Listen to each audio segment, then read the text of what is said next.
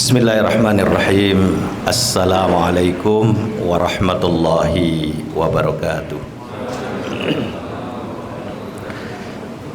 Alhamdulillah nahmaduhu wa nasta'inuhu wa nastaghfiruh wa na'udzu billahi min syururi anfusina wa min sayyiati a'malina may yahdihillahu fala mudhillalah wa may yudlilhu falan tajida lahu waliyyan mursyida. Asyhadu an la ilaha illallah wa asyhadu anna Muhammadan abduhu wa rasuluh la nabiyya ba'dah. Allahumma salli ala Muhammad wa ala ali Muhammad. Ingkang kaula hormati, ini Jawa bagian metro ini ya. Jadi nanti mohon maaf kalau misalnya terselip bahasa-bahasa Jawa mboten napa-napa nggih.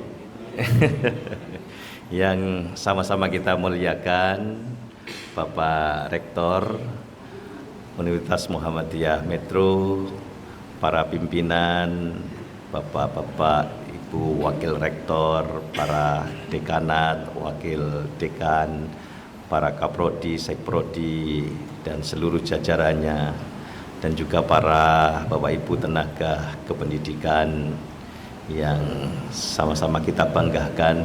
Puji syukur kita panjatkan kepada Allah pada pagi hari ini. Allah mentakdirkan kita untuk dihimpun di dalam satu majelis yang insya Allah penuh berkah ini. Tentu semua itu karena rahmat dan inayah dari Allah Subhanahu wa ta'ala. Salawat dan salam semoga senantiasa terlimpah curahkan kepada uswah hasanah kita Rasulullah Muhammad sallallahu alaihi wasallam, atas setiap sunnah yang ditinggalkan buat kita untuk memandu kehidupan kita menuju kehidupan yang lebih tercerahkan. Bapak Ibu yang dirahmati Allah Subhanahu wa taala, sebenarnya tema ini muncul dadaan gitu ya. Ketika Pak Ehsan, Wakil Rektor 4 UM Metro ini menodong minta tema begitu, apa ya yang terbetik dalam pikiran saat itu. Kata berkemajuan, ya sudahlah, saya tulis apa adanya ya. Ketika Pak Heri mau WA saya kembali begitu ya, sehingga ini tema yang dadaan sesungguhnya Bapak Ibu. Tapi kata berkemajuan itu sesungguhnya itu original di Muhammadiyah gitu ya. Karena Yai Dahlan itu sudah menyebut kata itu jauh sebelumnya. Sebelum kita mengenal adanya Islam progresif ya. Dari lisan Yai Dahlan itu atau tulisan beliau mungkin ya, beliau tidak punya tulisan tapi dicatat oleh para muridnya, sudah muncul Islam berkemajuan. Berarti ini original dari rahim Muhammadiyah. Nah ini. Maka apa sih sebenarnya yang dimaksud dengan berkemajuan sejak dalam pikiran ini? Nah ini yang hendak kita diskusikan Bapak Ibu gitu ya. Saya tidak berani mengatakan untuk mengajari Bapak Ibu seperti yang disebutkan oleh Pak Dekan tadi begitu ya. Karena di dalam Islam itu ada satu prinsip ya, al ilmu yu'ta wa la ya'ti begitu ya. Ya. Ilmu itu didatangi bukan mendatangi. Nah, dan saya datang betul ke sini itu bukan dalam rangka untuk yu'ti al ilma gitu ya, memberi ilmu, karena belum pantas Bapak Ibu gitu ya.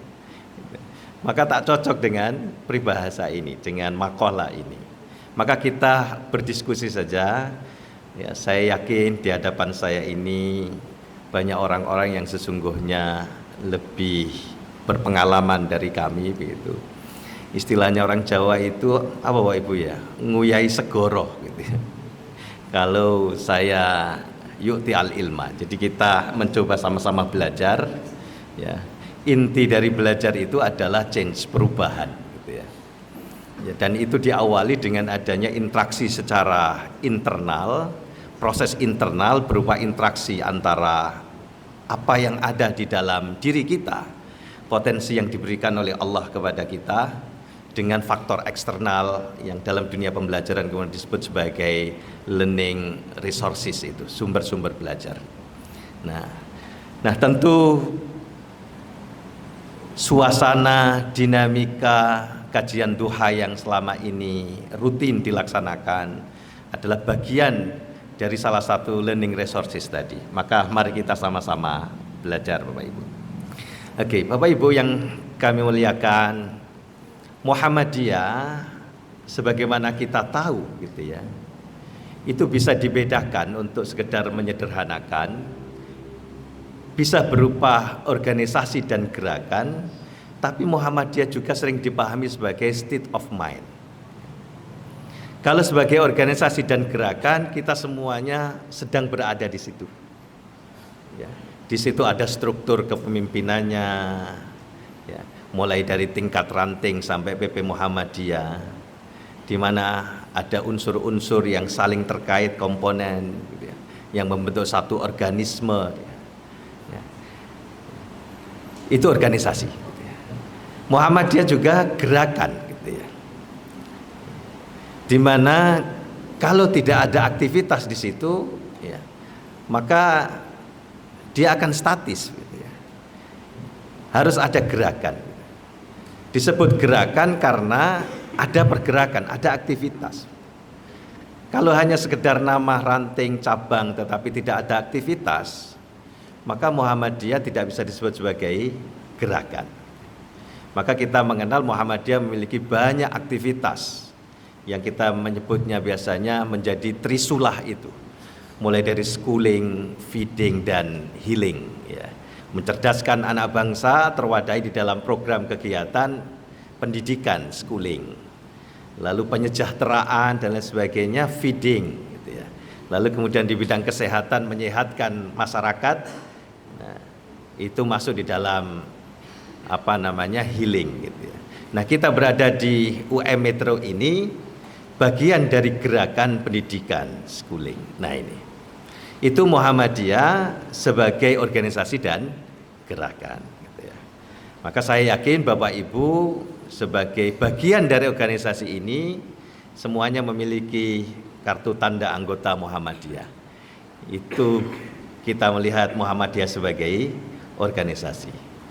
Tapi belum tentu ketika kita sudah memiliki tanda organisasi, kita mau terlibat di dalam aktivitas kemuhammadiyahan. Berarti baru sekedar organisasi, belum melakukan pergerakan. Nah, kalau di UMM di Malang itu ada semacam hukum yang tak tertulis. Gitu ya. Saya nggak tahu kalau di UM Metro.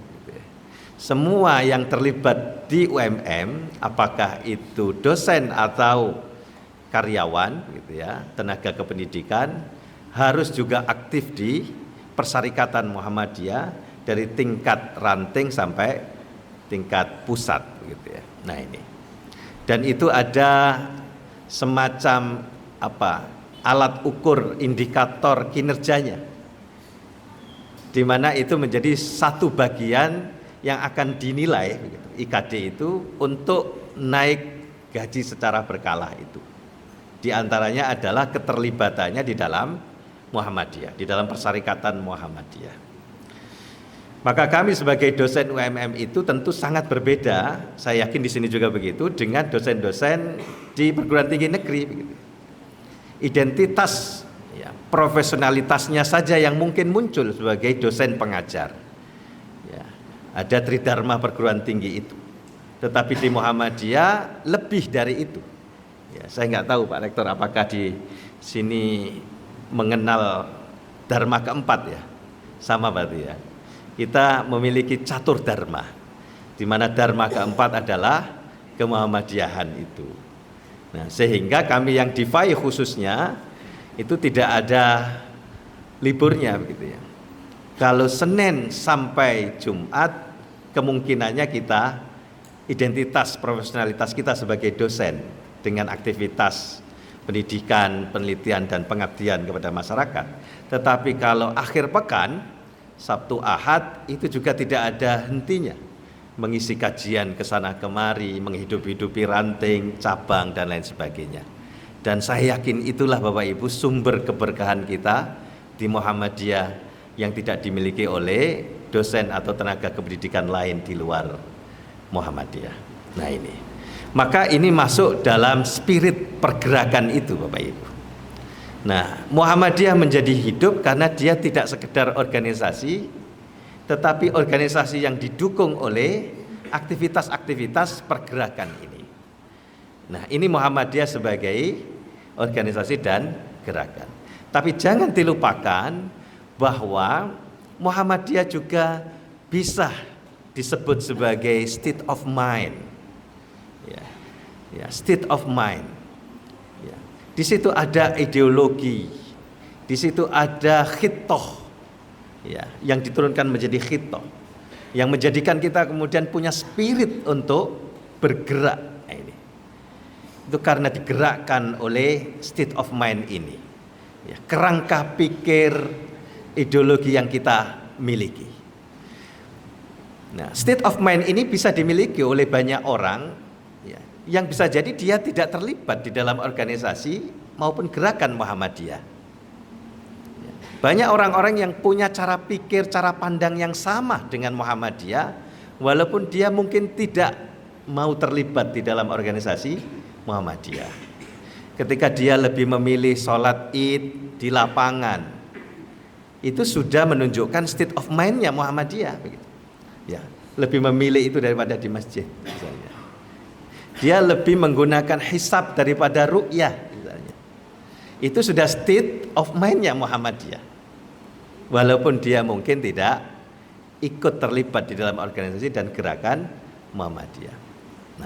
Nah, Bapak Ibu yang kami muliakan, idealnya adalah bahwa kita yang terlibat di dalam organisasi dan gerakan Muhammadiyah itu juga digerakkan, ya, dari sejak pikiran oleh state of mind Muhammadiyah ini, ya, state of mind-nya Muhammadiyah.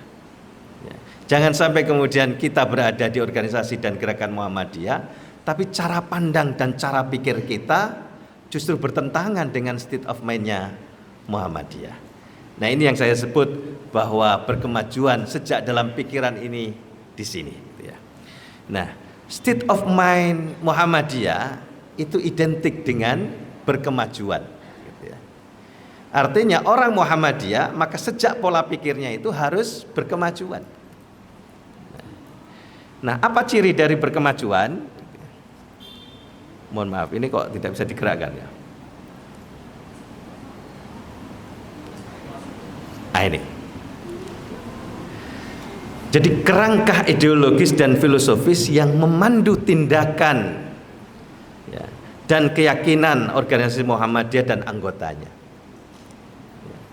Maka sejak dalam pikiran itu yang menggerakkan perilaku kita. Ya. Saya coba cari apa sih sebenarnya definisi state of mind. Gitu ya. Di dalam kamus otoritatif itu disebutkan dia menjadi kerangka pikir, ya, yang menggerakkan aspek mulai dari rasa, emosional sampai tindakan kita. Atau dalam bahasa ilmu pengetahuan disebut sebagai paradigma gitu ya. Nah, ini. Jadi dan kita manusia itu memang selalu digerakkan oleh alam pikiran kita. Itu yang membedakan kita dengan hayawan. Ya. Kita disebut sebagai hayawanun natiq karena kita punya pikiran yang menggerakkan setiap keputusan dan tindakan kita. Ya. Kalau hewan, bangsa hewan itu ayam dan lain sebagainya, itu kan digerakkan oleh instingnya. Nah, kalau kita tidak, yang digerakkan, yang menggerakkan kita, yang mendriver kita adalah, ya, dunia pikiran kita, ya, dunia makna, Bapak Ibu. Nah, di dalam Muhammadiyah juga demikian.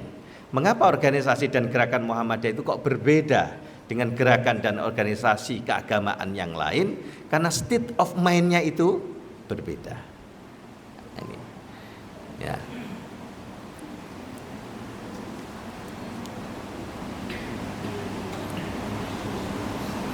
Nah, Islam berkemajuan, saya coba lacak Bapak Ibu ya. Saya lacak coba dari scopus.ai begitu ya. Jadi konsep tentang Islam berkemajuan itu merupakan respon intelektual.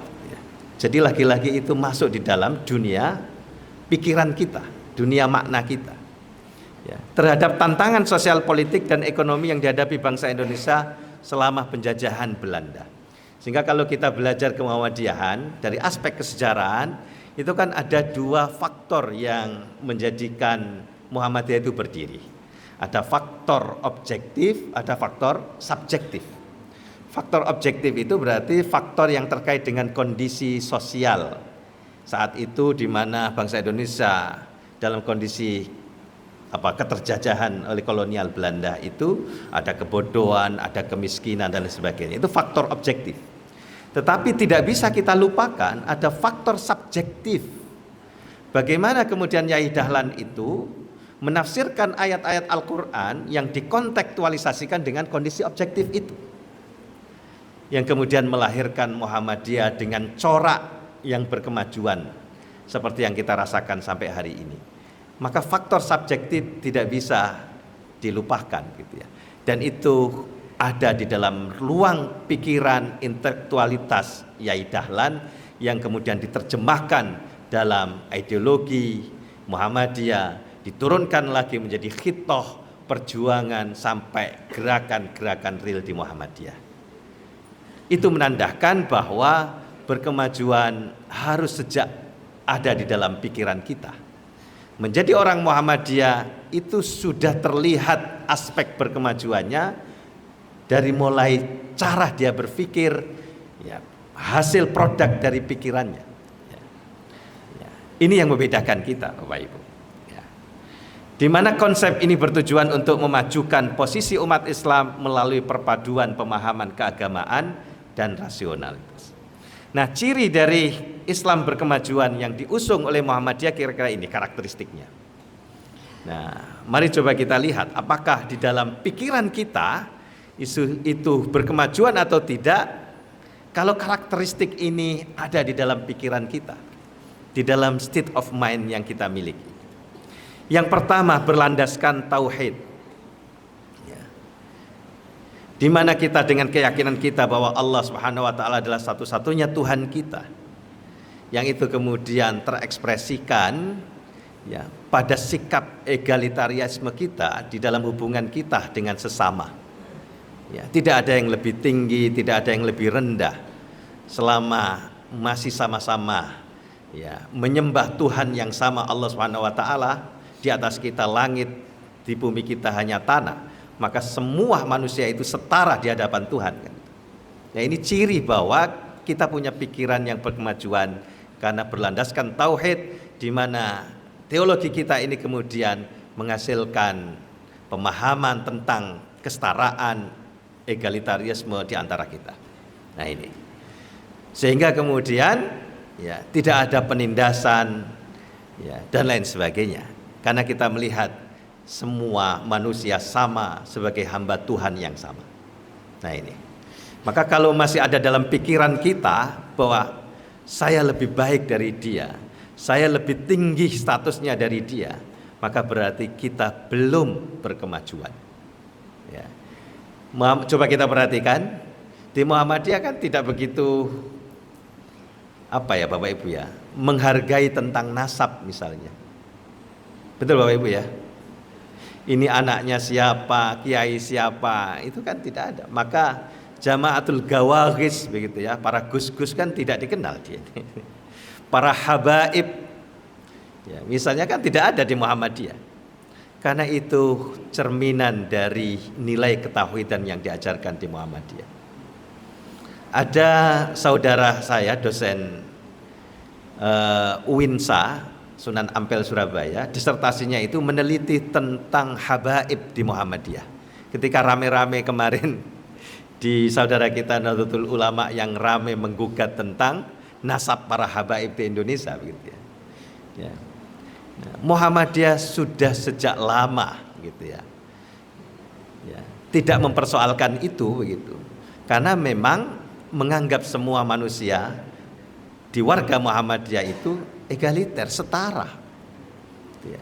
Tidak otomatis anaknya, ya, orang PP Muhammadiyah maka dia menjadi penguasa tunggal di Muhammadiyah. Tidak ada begitu.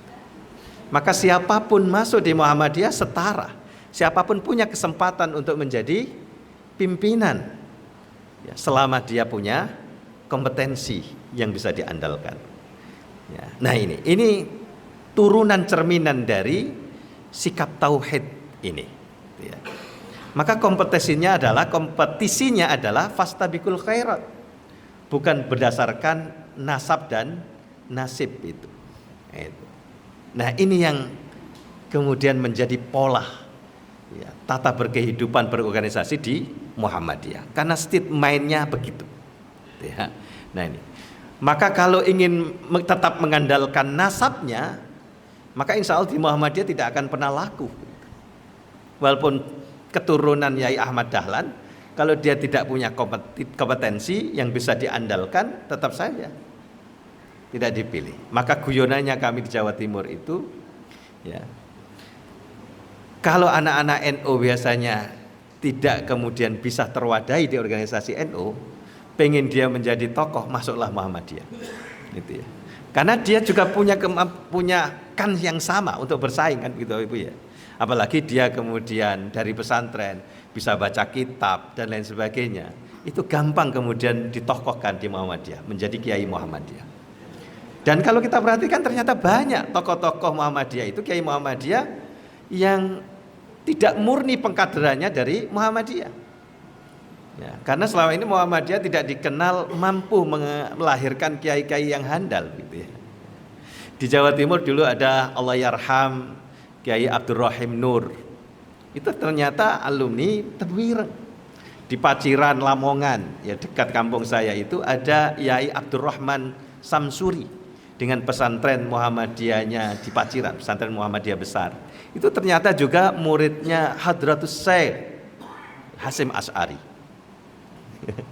Jadi ya bukan karena beliau kemudian nggak laku di NU kemudian masuk Muhammadiyah, tidak. Tapi karena kompetensinya dan ketertarikan pada state of mind berkemajuan itu kemudian masuk ke Muhammadiyah dan menjadi tokoh-tokoh Muhammadiyah. Nah ini, jadi itulah Muhammadiyah gitu ya. Jadi state of mind berkemajuan itu ya, melahirkan tradisi gerakan yang seperti kita rasakan hari ini, dan itu berlandaskan tauhid, ada basis teologisnya.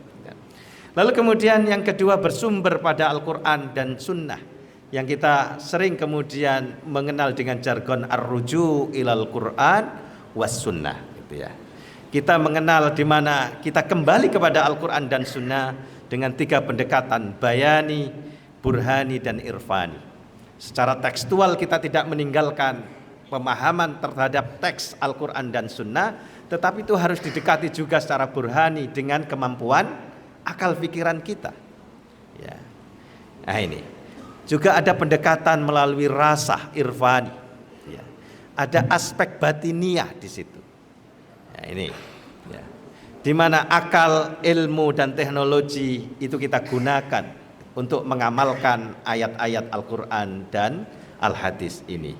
Tujuannya tentu agar Islam tetap relevan ya, munasibun likulli zaman wal makan, agar Islam itu tetap bisa kontekstual, relevan ya, seiring dengan perubahan zaman ya. Tidak kemudian kita merendahkan Islam dengan menyesuaikan dengan perkembangan zaman, tidak. Tetapi di situ ada dialog, mana yang bisa ditolerir, mana yang tidak, melalui 3 pendekatan ini, bayani, burhani, dan irfani, sehingga memunculkan sikap wasatiyah Muhammadiyah di situ dalam konteks bagaimana kita menghadapi perubahan dinamika sosial budaya. Terlalu permisif tidak, terlalu anti perubahan perkembangan budaya juga tidak. Wait and see. Sepanjang itu tidak terkait dengan aspek akidah dan ibadah, maka dinamisasi kemudian kita lakukan. Tapi terkait dengan aspek akidah dan ibadah, tidak ada penawaran, purifikasi yang kita lakukan. Ini karena kita begitu fleksibel dalam menggunakan pendekatan bayani, burhani, dan irfani ya. Maka salah kalau kemudian ada yang menuduh Muhammadiyah dengan jargonnya ar-ruju ilal Quran was sunnah secara kaku gitu ya. Yang penting kembali kepada Al-Quran dan Sunnah gitu. Tidak begitu, tetap akan menggunakan 3 pendekatan ini, tetap juga kemudian akan melihat bagaimana ya araul ulama ya, pendapat-pendapat para ulama gitu ya. Karena selama ini dianggap bahwa Muhammadiyah dan kelompok yang berdekatan, Salafi dan lain sebagainya, kembali kepada Al-Quran Sunnah secara tekstual, teksnya begitu ya begitu gitu ya. Tidak mau mendengarkan pendapat para ulama. Padahal penjelasan Nabi sampai ke kita juga melalui sanad yang dibawa oleh para ulama. Ya. Muhammadiyah tentu tidak seperti itu. Tetap kita kemudian mengkaji sanad-sanad ya. Ya. Ini Bapak Ibu. Jadi ini ciri karakter yang kedua. Jadi ar-ruju ilal Quran was sunnah, tetap bersumber kepada Al-Quran dan sunnah. Lalu kemudian karakteristik berkemajuan yang ketiga itu ada ihya'ul ijtihad wat tajdid. Menghidup-hidupi proses kita beristihad dan melakukan tajdid. Yang kemudian kita mengenal ada istilah dinamisasi dalam aspek yang terkait dengan muamalah yang tadi sudah kita singgung ya. Juga purifikasi dalam aspek akidah dan ibadah. Dalam konteks hal-hal yang sifatnya mahdoh, ini terkait dengan akidah wal ibadah, maka prinsip yang kita gunakan adalah al-aslu fil ibadati at-tahrim, asal muasal dari segala bentuk ibadah itu adalah haram, dilarang. Illa ma dallat dalilu ala wujubihi, kecuali ada dalil yang mewajibkannya. Maka dalam aspek ibadah mahdoh ya, bukan ibadah ghairu mahdoh tapi ibadah mahdoh yang kaitannya adalah hablum minallah, hubungan antara kita dengan Allah, Muhammadiyah kan simpel Bapak Ibu ya, sederhana ya, sederhana. Apa yang diajarkan oleh Nabi ada dalilnya ya, Al-Quran was sunnah al-makbulah, maka sudah cukup. Tidak lagi ada improvisasi, tidak ada lagi kreativitas akal pikiran kita di situ. Ya, maka itu kemudian tergambar di dalam ya, tata cara ibadahnya orang Muhammadiyah itu simple gitu ya. Ya, mudah, sederhana. Sampai kemudian tergambar dalam citra rasa masjidnya itu juga demikian. Ya, Masjid Muhammadiyah kan sederhana Bapak Ibu ya. Tidak ada banyak hiasan macam-macam. Saking apa mungkin ya, orang Muhammadiyah hati-hatinya takutnya itu masuk dalam aspek ibadah wal akidah. Padahal itu sebenarnya aspek budaya ya. Menghiasi masjid kan boleh saja. Tapi sekali masjidnya Muhammadiyah itu kan simpel, satu warna, hiasannya juga enggak banyak, enggak ada beduknya gitu. Padahal masjid itu, bangunan masjid sesungguhnya aspek budaya ya. Nah ini. Nah dalam urusan akidah dan ibadah sangat berhati-hati untuk tidak keluar dari bingkai yang diajarkan gitu ya. Ada dalilnya yang jelas maka sebatas itu. Tetapi dalam aspek non ibadah dan akidah justru Muhammadiyah kemudian melakukan proses dinamisasi, ada kreativitas. Ya, penggunaan akal pikiran yang sebebas-bebasnya di situ, yang penting tidak melanggar syariat. Nah ini, maka lahirlah kemudian kampus-kampus seperti yang kita miliki. Ya, dalam bahasanya Allah yarham Prof. Malik Fajar itu, asarus sujudnya orang Muhammadiyah itu bukan jidat yang menghitam, ya, tetapi bangunan-bangunan ya, hasil dari gerakan-gerakan sosial itu yang menjadi asarus sujud. Maka kampus UM Metro ini adalah asarus sujudnya orang Muhammadiyah. Masjid-masjid Muhammadiyah adalah asarus sujudnya orang Muhammadiyah. Ya. Lembaga-lembaga pendidikan mulai dari TK ya, sampai perguruan tinggi. Ya. Amal-amal usaha itu adalah asarus sujudnya orang Muhammadiyah. Dan itu yang akan menjadi bekal kita ketika kita akan menghadap kepadanya. Nah ini, jadi Prof. Malik Fajar itu sering dulu memberikan semangat kepada kita begitu. Ya. Ya. Nah ini Bapak Ibu. Jadi ini karakter yang ketiga. Kita selalu menghidupi aspek istihad dan tajdid ini, tidak pernah berhenti. Sehingga kita mengenal ada istilah fresh tajdid itu.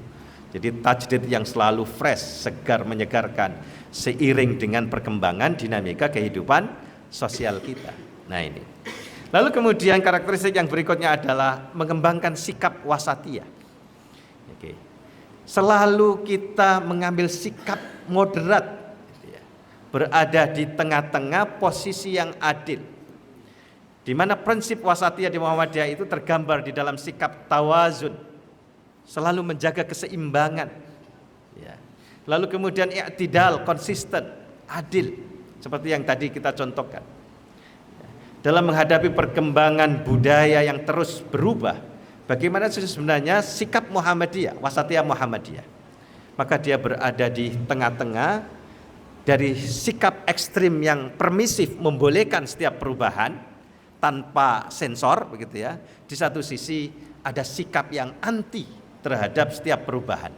Muhammadiyah berada di tengah-tengah, wait and see, melihat apakah perubahan budaya itu melanggar syariat atau tidak, atau itu hanya sekedar aspek muamalah, ya, dan lain sebagainya. Nah di sini jadi i'tidal. Lalu ada tasamuh, ya, toleran, ya. Muhammadiyah itu tidak perlu menggembar-gemborkan dirinya NKRI harga mati, toleran dan lain sebagainya. Ternyata sejak awal Muhammadiyah itu menjadikan misalnya Kristen, ya, dalam bukunya Prof. Alwi Shihab, adiknya Pak Quraish Shihab, itu kan menemukan satu tesis dari disertasi beliau ini, bahwa kelahiran Muhammadiyah itu salah satunya adalah dimaksudkan untuk membendung arus kristenisasi. Bayangan kita saat itu, ya, Kristen menjadi musuh yang negatif, begitu ya, sehingga Muhammadiyah membendung. Dan itu kemudian dipahami oleh para pendeta-pendeta orang Kristen itu, Muhammadiyah sebagai gerakan yang keras dalam menghadapi kristenisasi. Tapi ternyata kalau kita baca bagaimana Yai Dahlan dulu berinteraksi dengan orang-orang Kristen, ternyata itu menjadi sparring partner. Tidak dalam arti negatif, tetapi dalam konteks fastabiqul khairat itu. Ya. Prof. Darman, saya wawancarai kemarin itu, pernah menulis tahun 2014 itu tentang muktamar, ya, Tanwir, ya, di Ambon itu, di mana 80% panitianya itu non muslim, orang Kristen, Katolik. Dan pernah ditulis oleh beliau di Suara Muhammadiyah. Ya. Ini berarti kan Muhammadiyah tanpa pernah gembar-gembor dirinya itu toleran dan sebagainya, dalam prakteknya itu sudah melakukan itu. Dan kebetulan saya pernah melakukan penelitian tentang Krismuha, Bapak Ibu, Kristen Muhammadiyah di Kupang, Universitas Muhammadiyah Kupang. Ya. Saya mewawancarai, ya, orang-orang alumni UM Kupang yang Kristen Katolik, begitu ya. Bagaimana dia bangga sebagai bagian dari Muhammadiyah, ya. Sampai hari ini kalau ada apa-apa, dia hadir di kampus itu membantu apa yang mereka bisa. Tanpa pernah Muhammadiyah mengatakan dirinya toleran dan lain sebagainya. Nah ini, jadi langsung pada action ini. Ya. Nah ini tasamuh, tanpa harus banyak digembar-gemborkan, langsung dipraktekkan, menunjukkan bagaimana Muhammadiyah mengambil sikap wasatiyah, dan itu adalah cerminan dari state of mind Muhammadiyah yang berkemajuan itu, Bapak Ibu. Lalu syuro, selalu kemudian menggunakan prinsip musyawarah mufakat, kolektif kolegial, ya. Lalu ada qudwah. Ini juga bagian dari sikap wasatiyah, ya. Selalu mengedepankan prinsip keteladanan, bahwa siapapun yang menjadi pimpinan Muhammadiyah, maka prinsip keteladanan ini tidak bisa ditinggalkan, karena dia akan menjadi contoh bagi para anggotanya. Ya. Di UM Malang itu, Bapak Ibu, itu serasa ada satu hukum yang tak tertulis. Kalau pimpinan, ya, di kampus itu sudah tidak bisa dijadikan qudwah karena melanggar sesuatu, mungkin tetap, ya, dia menjabat, tetapi omongannya sudah tidak didengar dan sebagainya. Kalau dia melanggar hal-hal yang sifatnya sangat prinsipil, terutama saya nggak tahu kalau di Metro, ya, kalau di UM Malang itu kalau sudah terkait dengan susila atau korupsi, ya, itu sudah, ya, omongannya sudah tidak didengar, nggak digubris, begitu ya, ya, karena dibilang jarkoni, begitu ya, iso ngajar, raiso ngelakoni. Ini prinsip qudwah. Makanya menjadi pimpinan di Muhammadiyah itu berat. Sudah gajinya tidak seberapa, tapi dia harus bisa menampilkan diri sebagai orang yang bisa diteladani. Nah ini qudwah. Lalu kemudian islah, perbaikan. Selalu berpikirnya itu adalah bagaimana memperbaiki, ya, reformasi yang dilakukan. Kalau dalam ayat Al-Quran apa? Minal muslihin, ya, bukan mufsidin itu. Karena kadang-kadang merasa dirinya itu melakukan islah, tapi perilakunya mufsid, gitu ya. Dalam surat Al-Baqarah awal-awal itu ya. Ini islah. Lalu kemudian muwatanah, selalu berkebangsaan yang dikedepankan, kerukunan kebangsaan dan sebagainya. Nah ini ya karakteristik dari ya berkemajuan di Muhammadiyah. Lalu yang terakhir mewujudkan rahmatan lil alamin. Jadi setiap langkah yang kita lakukan itu menjadi kekuatan bagaimana kita bisa mensejahterakan dan mencerahkan, ya. Ada kemajuan universal yang selalu menjadi orientasi kita. Dan itu kemudian tergambarkan di dalam amal-amal nyata yang tadi kita singgung, ada Trisulah tadi, gerakan Muhammadiyah, feeding, healing, schooling dan lain sebagainya itu. Nah, ini harus ada di dalam pikiran, sejak dalam pikiran kita Bapak Ibu. Untuk menunjukkan bahwa kita ini orang Muhammadiyah, maka mari kita tes pikiran kita. Apakah karakteristik ini ada di dalam diri kita, sejak dalam pikiran kita. Kalau belum, mari kita belajar Bapak Ibu. Belajar menjadi orang Muhammadiyah yang sesungguhnya. Nah, mengapa berkemajuan ini harus ada sejak dalam pikiran kita Bapak Ibu? Ternyata karena pikiran kita inilah yang menggerakkan diri kita. Keputusan dan tindakan kita ini sangat bergantung kepada pikiran kita. Dan pikiran itu ada, bisa terlihat melalui kata-kata yang selalu ada kita mainkan di dalam pikiran kita. Nah, ini aspek kedua yang ingin coba kita gali. Jadi aspek kemuhammadiyahnya sudah, lalu berikutnya saya ingin mencoba lebih merasuk lebih dalam lagi. Mengapa berkemajuan harus sejak dalam pikiran kita? Ya. Karena pikiran adalah prosesor yang menggerakkan diri kita, yang membingkai hidup dan kehidupan kita. Tanpa pikiran kita hanyalah hayawan, ya, makhluk yang sekedar bertumbuh dan bergerak tanpa choice, tanpa pilihan Bapak Ibu. Bapak Ibu, makhluk di dunia ini kan bisa dibedakan menjadi beberapa, ya. Kalau dalam bahasa Arab itu ada istilah jamad yang pertama, benda mati, meja, laptop, bangunan ini itu jamad, benda mati. Ya, dalam istilah orang Arab itu ghairu hayyin wala mutaharrikin. Dia tidak bergerak, dia tidak hidup, dia juga tidak bergerak. Lalu yang kedua kemudian ada kategori nabat atau tetumbuhan dalam bahasa kita. Ya, dia hayyun wala mutaharrik. Dia hidup tetapi tidak bergerak. Jadi hayyun wa ghairu mutaharrik.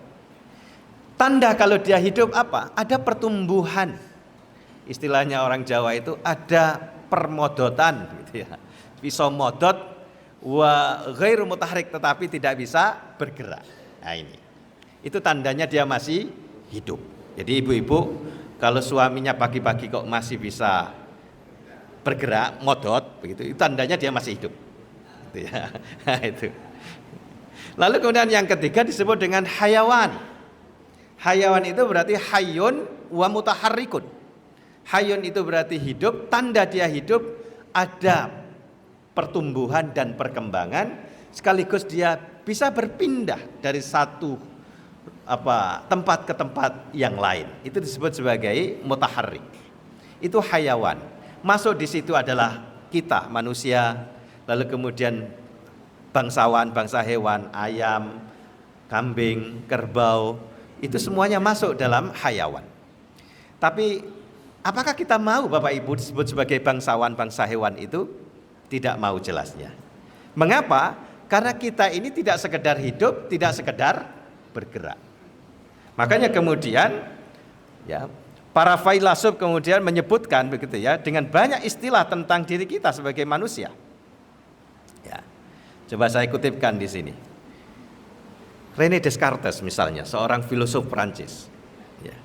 Dengan semboyan yang sangat terkenal yang kita belajar filsafat dulu ya. Cogito ergo apa? Ada yang menyebut sum, ada yang menyebut sum begitu ya. Aku berpikir maka aku ada gitu ya. Artinya pikiranlah yang membedakan kita dengan sapi, dengan kambing, dengan binatang yang lain gitu ya. Lalu kemudian Aristoteles jauh sebelum René Descartes, seorang filsuf Yunani, beliau mengatakan manusia sebagai binatang yang berpikir, yang kemudian para filsuf muslim menerjemahkannya di dalam bahasa Arab dengan istilah al-insan hayawanun natiqan. Manusia itu adalah hewan yang dia tidak sekedar hayyun wa mutaharrikun, tetapi dia natikun. Natik itu artinya dari kata nataqa yantiku, itu artinya yang berbicara, yang berkata-kata. Ya, tidak menyebut berpikir tetapi berkata-kata. Karena sesungguhnya bahasa, kata-kata yang kita miliki itu adalah cerminan pikiran kita. Nah ini, artinya kita berpikir atau tidak itu bisa dilihat dari kata-kata bahasa yang keluar dari lisan kita maupun tulisan kita. Maka dosen yang tidak menulis itu sesungguhnya tidak bisa dilihat apakah dia berpikir atau tidak gitu. Dosen kok tidak punya karya buku, tidak punya artikel jurnal dan lain sebagainya, bisa ditanyakan secara kasar, Anda sedang berpikir atau enggak ya? Kalau Anda enggak berpikir, berarti Anda masuk bangsawan, bangsa hewan. Karena yang membedakan kita dengan bangsawan adalah pikiran kita. Dan cerminan kita berpikir adalah kata-kata yang kita miliki, baik itu melalui lisan kita maupun melalui tulisan kita. Jadi disebut demikian, natikun, berbicara, karena berbicara merupakan permainan kata-kata yang menjadi ciri dari proses berpikir dan memaknai kita. Bapak Ibu yang dirahmati Allah Subhanahu wa taala, untuk memberikan satu ilustrasi bagaimana pikiran kita itu memberikan pengaruh yang dahsyat pada keputusan dan tindakan kita. Halo Bapak Ibu, sudah mulai ada suara-suara ini, biasanya sudah habis waktunya ya. Boleh saya lanjutkan ya? Ada satu cerita begini Bapak Ibu. Ada satu kerajaan yang dipimpin oleh raja dan selalu didampingi dengan penasehatnya. Penasehatnya ini sudah tua, sepuh, tetapi memiliki kearifan, sikap wiroi yang luar biasa. Hobi dari raja muda ini adalah berburu. Ya. Selalu berburu hobinya itu. Ya. Ya. Suatu ketika di dalam perburuan itu, ya, sang raja muda ini terkena musibah. Ketika sedang melesatkan anak panah dari busurnya, itu entah bagaimana peristiwanya, tali busur itu terlilit di satu jemarinya, sampai kemudian menjadikan satu jarinya itu terputus. Tentu rasa sakit yang luar biasa, darah bercucuran. Nah, melihat peristiwa ini dengan enjoy-nya, sang penasehat itu mengatakan, semoga ini baik insya Allah. Semoga ini baik insya Allah. Mendengar kata-kata itu, sang raja ini nggak terima, tersinggung. Ini penasehat tidak memiliki empati gitu ya. Masa rajanya begini, mestinya dihibur dengan kata-kata yang menenangkan, malah dibilang semoga ini baik insya Allah. Apa baiknya begitu ya? Tidak terima dengan kata-kata itu, raja muda ini meminta para pengawalnya untuk kemudian menangkap penasehat itu dan menjebloskannya ke dalam penjara. Ketika para pengawal menghadap kepada raja, ya, tentang tugas yang barusan dilakukan, ya, sang raja bertanya, apa yang dia katakan ketika kalian menjebloskannya ke dalam penjara? Tidak mengatakan apapun Paduka, kecuali seperti biasa beliau mengatakan, semoga ini baik insya Allah. Nah, ini. Selang berapa lama kemudian sang penasehat masih di dalam penjara, raja ini kembali ingin menyalurkan hasrat berburunya. Kali ini dia berburu tentu tanpa kawalan penasehat, dengan para pengawal raja saja. Kok dilalah, nah ini berarti bahasa Jawa. Di tengah hutan itu sang raja karena asiknya berburu, dia lepas dari barisan pengawal. Sampai kemudian ia masuk di pedalaman hutan itu, tersesat sampai masuk di satu perkampungan suku primitif yang masih menyembah berhala, di mana setiap tahun itu suku ini mengorbankan manusia ya untuk berhalanya itu. Maka raja ini ditangkap oleh suku itu dan dimaksudkan untuk dijadikan sebagai kurban penyembahan berhala itu. Tetapi ketika kemudian dicek fisiknya, ternyata satu jemarinya itu putus, tidak sempurna. Sehingga kemudian ia dilepas kembali karena syarat sebagai sesajen pengorbanan itu harus sempurna. Maka raja ini kemudian dengan susah payah kembali ke kerajaannya. Dalam perjalanan itu dia merenung dan dia mendapatkan insight tentang perkataan sang penasihat ini ada benarnya. Seandainya saya sempurna jari saya, tentu saya akan menjadi kurban dari suku yang primitif itu. Maka ia teringat akan penasihatnya. Cepat-cepat kemudian ia meminta pengawal untuk mengeluarkan penasihat itu dari penjara. Lalu ia mengatakan kepada sang penasehat ya tentang peristiwa itu dan bagaimana makna yang dia dapatkan. Ya. Lalu sang raja bertanya, lalu apa kira-kira hikmah yang terbaik dengan Anda masuk penjara? Dengan santai senyum penasihat itu mengatakan, seandainya Paduka tidak menjebloskan saya ke dalam penjara, maka kemungkinannya saya akan mendampingi Paduka dalam berburu. Dan ketika Paduka tersesat, kemungkinannya saya juga akan tersesat dan ditangkap oleh suku itu. Ketika mereka melihat Paduka tidak sempurna sebagai kurban sesembahan, maka pastilah saya yang akan menjadi pengganti Paduka. Nah, Bapak Ibu, inilah yang kita sebut sebagai blessing in disguise, gitu ya. Selalu ada hikmah di balik peristiwa, dan itu biasanya sangat terkait dengan pikiran kita. Kata-kata yang kita keluarkan sebagai produk hasil pikiran kita itu tak jarang juga akan memberikan pengaruh kepada kenyataan hidup kita. Nah, Bapak Ibu yang dirahmati Allah Subhanahu wa taala. Nah, kata-kata yang ada di dalam pikiran kita, ya, kata-kata yang kita ucapkan itu adalah bagian dari pikiran kita. Maka pikiran kita itu sesungguhnya juga proses kita berkata-kata. Ya.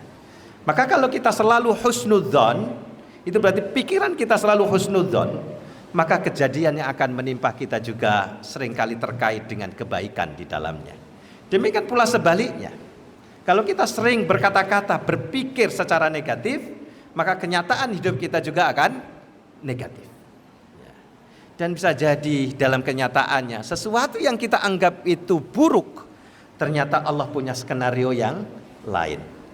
Nah, disinilah kemudian kita dilarang untuk berpikir dan berkata-kata yang negatif. Wa sa an takrahu syai'an wa huwa khairul lakum. Jangan-jangan kita ini berpikiran, berkata-kata yang buruk, yang kita benci, ternyata itu adalah kebaikan bagi kita di mata Allah Subhanahu wa taala. Maka berpikirlah berkemajuan sejak dalam pikiran kita. Berpikirlah yang positif sejak ada di dalam pikiran kita, ya. Nah, mohon maaf selalu kembali ke slide awal ini. Nah, ini Bapak Ibu ya di dalam surat Al-Hujurat. Nah, ingin tahu lagi, ada satu teori Bapak Ibu secara ilmiah. Mungkin Bapak Ibu pernah mendengar ini ya, teori koridor bug atau bug hallway theory. Bisa dibaca di buku yang dulu sangat terkenal ya, judulnya Blink tahun 2014 atau 2015 itu ya. Nah, ini yang menjelaskan tentang teori ini. Jadi seorang profesor yang bernama John Ball, seorang guru besar psikologi sosial di Yale University Amerika, gitu ya. pernah melakukan satu riset, ya, di mana beliau melibatkan 40 mahasiswanya sebagai informan dan 100 orang koleganya sebagai responden. 40 mahasiswa ini dibagi menjadi 2 kelompok. 20 orang mahasiswa dikelompokkan menjadi kelompok A. Mereka diminta untuk selalu berpikir dan berkata-kata yang positif dalam kondisi sadarnya. Dalam psikologi disebut dengan self-talk, gitu ya. Dalam kondisi sadar diminta untuk selalu berpikir dan berkata-kata yang positif, yang menyenangkan, menggembirakan, yang optimis. Melihat hujan turun, alhamdulillah, hujan turun, sumur akan tergenang air lagi, ya, tanaman-tanaman akan tersirami. Selalu berpikiran positif. Melihat temannya mungkin toksik, alhamdulillah masih bisa diuji dengan kesabaran, gitu. Selalu melihat hal yang positif. Apapun kejadiannya, dalam kondisi sadar bangun tidur sampai tidur kembali, selalu yang diucapkan adalah kata-kata yang positif. Apakah itu diucapkan atau dipikirkan secara positif. Sebaliknya kelompok B, 20 orang mahasiswa diminta untuk melakukan self-talk dengan pikiran dan kata-kata yang negatif, yang menyedihkan, ya, yang tidak menggembirakan. Lihat hujan turun, waduh, udan meneh, jemuran durung garing, wis udan. Alah, apa nang kampus ra iso. Selalu negatif. Ya. Melihat temannya senyum itu pikirannya negatif. Wow, ngenyek ya. Selalu negatif, ya, selama 30 hari, ya, dalam kondisi sadarnya. Nah ini. Lalu kemudian pada hari yang ke-30 Bapak Ibu, 40 mahasiswa ini diminta untuk hadir ke kampus dari jam 8 sampai jam 10. Mereka dimasukkan dalam satu koridor di kampus itu, di mana di setiap sudut koridor itu, di kamar mandinya dan sebagainya, bukan di kamar mandinya ya, di tempat wastafelnya, itu dipasangi hidden camera, kamera tersembunyi yang itu tersambung di satu ruangan, banyak monitor di situ.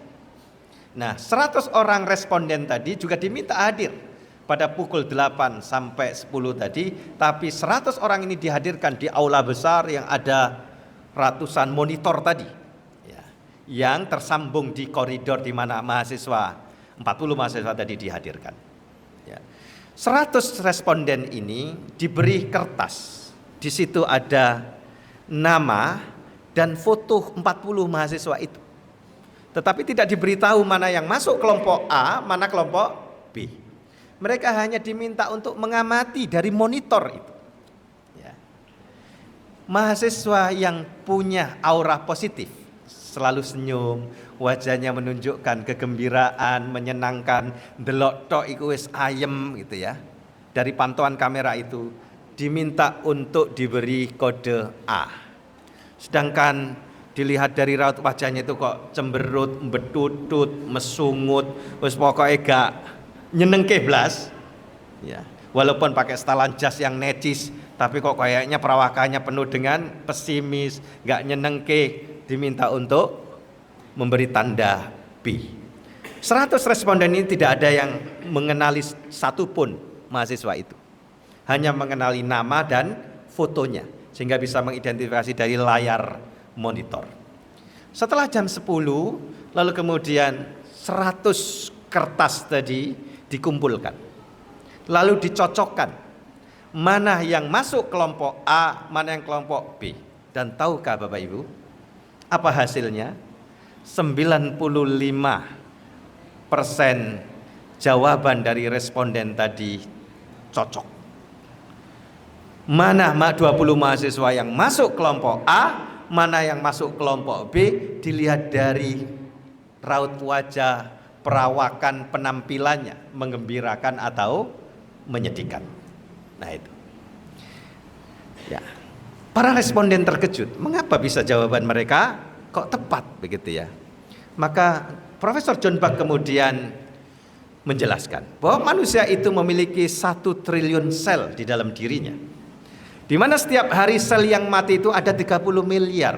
Jadi sel-sel yang ada di dalam diri kita itu satu harinya 30 miliar mati Bapak Ibu. Dan setiap yang mati maka tumbuh dan berganti dengan yang baru. Sehingga pada hari yang ke-30 seseorang itu terbarukan selnya. Nah, dan sel yang tumbuh itu sifatnya netral. Ya. Kata-kata pikiran yang kita masukkan, kata-kata yang kita masukkan di dalam pikiran kita, itulah yang akan mewarnai sel-sel yang tumbuh di dalam diri kita. Maka kalau 30 hari pikiran kita, perkataan yang keluar dari lisan kita itu selalu kata-kata yang negatif, maka sel yang tumbuh itu akan mayoritas diwarnai dengan sel-sel yang negatif.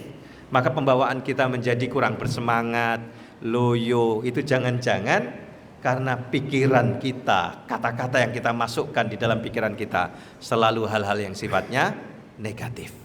Sebaliknya kalau itu kata-kata yang positif yang selalu kita masukkan di dalam pikiran kita, maka itu akan membentuk, mewarnai sel kita yang tumbuh itu secara positif. Nah, ini Bapak Ibu, ya. Artinya pikiran kita itu sangat memberikan pengaruh yang luar biasa kepada performa diri kita. Nah, Bapak Ibu, hasil penelitian banyak sekali ya. Mungkin Bapak Ibu juga pernah mendengar tentang buku Message from Water, seorang ilmuwan Jepang. Bagaimana kata-kata itu memberikan pengaruh kepada air. Ya, ini saya kira sangat terkenal juga tahun 94 ya. Partikel air itu dapat dipengaruhi oleh suara, musik, doa-doa dan kata-kata yang ditulis dan diucapkan ke dalam air tersebut. Ya, makanya ruqyah itu biasanya menggunakan media air juga diantaranya ya, dibacakan ayat-ayat Al-Quran dan lain sebagainya.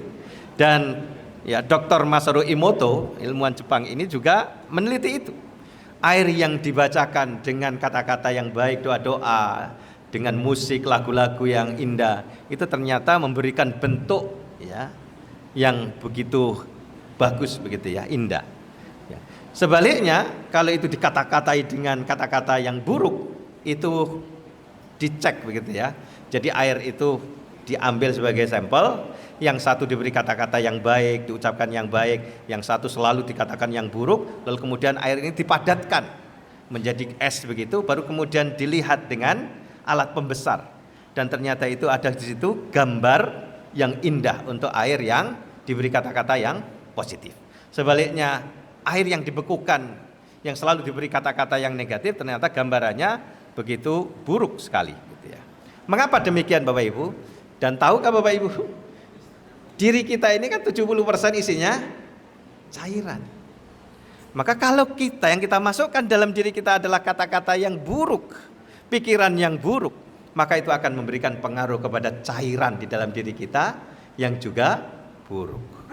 Maka inilah kekuatan pikiran kata-kata. Ya. Maka mari kita belajar ya, memiliki state of mind Muhammadiyah yang berkemajuan tadi sejak dalam pikiran kita, agar betul-betul bahwa organisasi gerakan Muhammadiyah yang kita berdakwah, mendakwakan Islam melalui Muhammadiyah itu betul-betul tampilannya adalah aktivitas-aktivitas yang positif. Nah Bapak Ibu, ternyata banyak sekali bukti tentang itu ya. Nah, ada satu suku ya, bagaimana kekuatan pikiran dan kata-kata ya. Ya. Ada satu suku yang di daerah mana ini? Ya. Di mana suku ini punya tradisi ya, di Kepulauan Solomon ini. Nah, pada saat datangnya musim bercocok tanam, jadi penduduk Kepulauan Solomon itu akan membuka lahan pertanian di area hutan yang lebat. Ya, jika ditemui adanya pohon yang berukuran sangat besar, yang susah sekali ditebang, begitu ya, maka para penduduk itu akan berbondong-bondong mengitari pohon itu. Beberapa orang akan naik di atasnya, lalu yang lain mengitari pohon itu, lalu kemudian mengumpati pohon itu dengan kata-kata yang buruk, kata-kata yang kasar gitu ya, selama kurang lebih 40 hari. Apa yang terjadi? Pada hari yang ke-40 lalu kemudian pohon itu sudah mulai kering, layu, rontok, daunnya dan lain sebagainya. Ternyata kata-kata bisa memberikan pengaruh kepada pohon, pun bisa dipengaruhi. Bapak Ibu, saya teringat dulu ada Yai Sa'ad Ibrahim yang sekarang menjadi bagian dari 13 pimpinan Muhammadiyah. Ya, mantan Ketua PWM Jawa Timur. Beliau dosen di Universitas Negeri Islam Negeri Malik Ibrahim Malang gitu ya. Saya pernah ketika beliau memberikan tausiah seperti ini di Fakultas Agama Islam kami di UIM Muhammadiyah. Beliau itu pernah melakukan satu tes gitu ya. Jadi di depan rumah dinasnya di UIN Malang itu, ya, sebelum UIN kemudian berubah gedung-gedungnya sekarang ini, ya masih tahun ya 98 97 beliau masih tinggal di sana gitu ya. Istrinya itu dengan polybag itu menanam buah-buahan gitu. Ada mangga, ada durian dan lain sebagainya gitu ya. Nah, Ustadz Sa'ad Ibrahim ini pernah melakukan teskis ketika menyirami tanaman itu ya, beliau kemudian sambil berkata-kata dengan tanaman itu dengan kata-kata yang baiklah, dengan kata-kata yang positif. Masya Allah, kamu kok bagus sekali, ciptaan Allah yang luar biasa ya.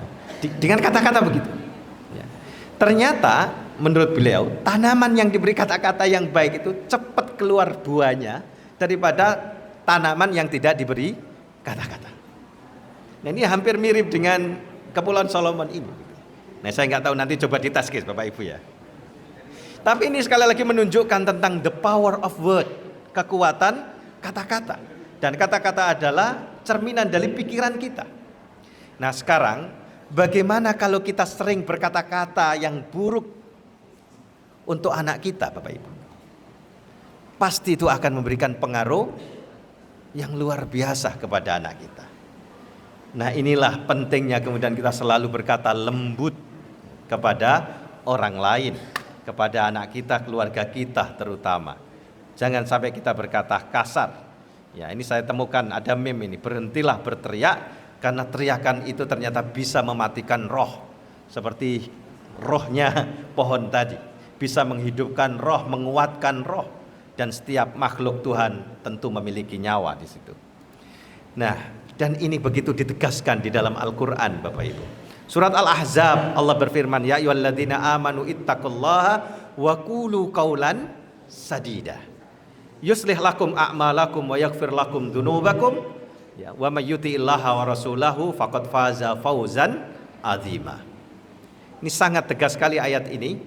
Ya, wahai orang-orang yang beriman, ittaqullaha, bertakwalah kepada Allah, wa qulu qaulan sadida, dan berkata-katalah dengan perkataan yang sadida. Ya. Profesor Wahbah Zuhaili di dalam tafsirnya, beliau menafsirkan kata qaulan sadida dengan perkataan yang benar dan adil atau tepat. Ya. Jadi benar. Kalau orang Jawa tidak sekedar benar, lan pener. Benar substansinya, tapi juga adil, tepat kepada siapa kita mengatakannya, tepat kapan kita mengatakannya, tepat dalam kondisi apa kita berkata-kata. Ya. Bapak Ibu, seringkali kita mendengar ya, ada yang mengatakan ini hadis atau bukan hadis, tapi ada yang mengatakan hadis. Ya, kulil haqqah walau kana murron. Katakanlah ya, yang sejujurnya walaupun itu pahit. Sekarang saya tanya, itu hadis untuk siapa Bapak Ibu? Pahit di sini untuk siapa? Untuk yang mengatakan atau untuk orang yang mendengarkan? Saya yakin pasti sebagian besar kita mengatakan itu pahit bagi yang mendengarkan. Betul ya? Nyuwun sewu jeng. Niki pahit tapi niki bener. Saya harus jujurnya mengatakan walaupun ini pahit gitu ya. Jeng jenengan kok lewangmu jeng gitu. Pahit kan? Pahit. Tapi kan bener bahwa yang diajak ngomong memang bisa jadi gemuk begitu ya. Tapi pahit. Betul ya Bapak ya? Tapi tahukah Bapak Ibu, asbabul wurud hadis ini, Imam Muslim ketika menjelaskan tentang hadis ini, itu ternyata konteksnya, asbabul wurudnya itu bukan pahit bagi yang mendengarkan, tetapi pahit bagi yang mengatakan. Suatu ketika ada sahabat Nabi, dia seorang pedagang, dia berbelanja barang dagangan gitu ya, tanpa dicek dagangan ini, langsung dibawa pulang begitu saja. Ketika penjualnya sudah pergi, dia langsung percaya begitu saja, dia pulang. Sampai rumah, dagangannya dicek ternyata banyak cacatnya. Maka ia madul kepada Nabi, curhat kepada Nabi, ya Rasulullah, celaka ya Rasulullah. Sampai 3 kali menyebut celaka. Celaka bagaimana? Kata Nabi, saya belanja barang, enggak saya cek, ternyata barang ini banyak cacatnya. Apakah ketika menjualnya nanti saya harus mengatakan yang sejujurnya ya Rasulullah?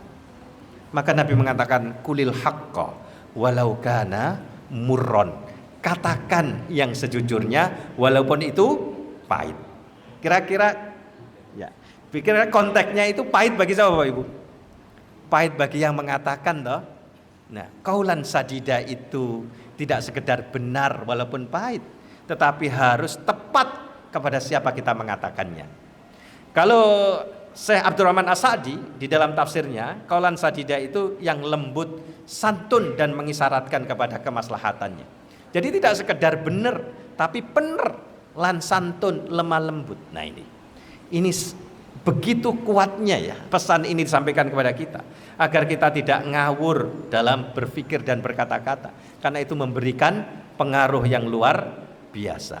Nah di dalam ayat itu, ya sudah habis waktunya tapi sedikit lagi karena ini penting ya. Di dalam ayat itu coba kita perhatikan, kalau kita bisa berkata-kata yang sadida, apa janji Allah di sini? Yuslih lakum a'malakum. Allah akan memperbaiki amal-amal perbuatan kita. Cocok kan dengan teori tadi?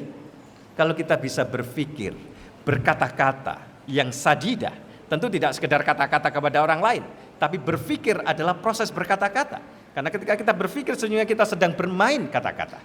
Kalau yang selalu kita masukkan di dalam diri kita adalah qaulan sadida, maka Allah akan menepati janjinya, yuslih lakum a'malakum. Allah akan memperbaiki segala amal aktivitas kita. Kalau sejak dalam pikiran kita sudah punya pikiran perkataan yang sadida, yang berkemajuan tadi, maka insya Allah segala keputusan kita, amal tindakan kita terkait dengan pergerakan Muhammadiyah, maka Allah akan yuslih di situ, akan memberikan aktivitas yang terbaik. Ya, islah tadi itu ya. Tidak cukup di situ, wa yaghfir lakum dzunubakum, dan Allah akan memberikan ampunan terhadap dosa-dosa kita. Tidak cukup di situ. Ya, di akhir ayat ini Allah juga menjanjikan, wa may yuti'illaha wa rasulahu, dan siapa yang mentaati Allah dan Rasulnya, termasuk dalam hal mentaati, bagaimana kita berpikir dan berkata-kata yang baik, sadida, Allah menjanjikan di sini apa? Ya, faqad faza fauzan azima. Maka dia akan mendapatkan fauz. Apa itu fauz Bapak Ibu? Fauz. Ya. Seakar dengan kata apa? Fauzi menjadi nama orang kita, Fauza nama perempuan, Fauz kebahagiaan, kemenangan, keberuntungan azima yang agung. Nah ini luar biasa Bapak Ibu. Berawal dari kata-kata, ya, berawal dari kata-kata yang kita masukkan di dalam pikiran kita, ya, maka itu akan kemudian memberikan pengaruh kepada ya, performa diri kita, sel kita juga menjadi baik. Lalu kemudian turun menjadi keputusan pikiran kita. Turun lagi menjadi tindakan-tindakan kita, menjadi aktivitas amal perbuatan kita yang juga akan baik, dan Allah menjanjikan kebahagiaan yang luar biasa. Maka Islam yang berkemajuan haruslah selalu kita tanamkan sejak dalam pikiran kita, agar turunannya menjadi aktivitas pergerakan Muhammadiyah kita juga menjadi baik. Nah ini barangkali pesan yang bisa kita diskusikan pada ya, momen kali ini. Mudah-mudahan yang panjang ini ya tidak membuat Bapak Ibu kecewa begitu ya. Nah saya kira demikian Bapak Ibu. Terima kasih atas segala perhatiannya. Saya kembalikan kepada moderator kita.